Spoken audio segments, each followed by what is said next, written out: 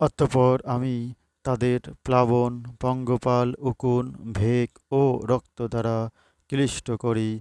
এগুলি স্পষ্ট নিদর্শন।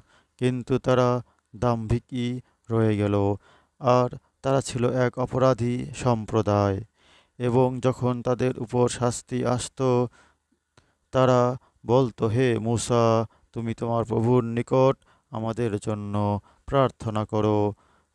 অঙ্গীকার অনুযায়ী যদি আমাদের শাস্তি দূর করতে পারো, তবে আমরা তো তোমাকে বিশ্বাস করবই এবং বনী ইসরায়েলদেরও তোমার সাথে যেতে দেব। যখনই তাদের উপর হতে এক নির্দিষ্ট কালের জন্য শাস্তি অপসারিত করতাম, যা তাদের জন্য নির্ধারিত ছিল, তারা তখনই তাদের অঙ্গীকার ভঙ্গ করত। সুতরাং আমি তাদের প্রতিশোধ নিয়েছি এবং তাদের অতল সমুদ্রে নিমজ্জিত করেছি, কারণ তারা আমার নিদর্শনসমূহকে মিথ্যা প্রতিপন্ন করেছিল এবং এ সম্বন্ধে তারা ছিল গাফেল। সূরা আরাফ আয়াত 133 থেকে 136। হ্যালো বন্ধুরা, লাইক ও শেয়ার করো।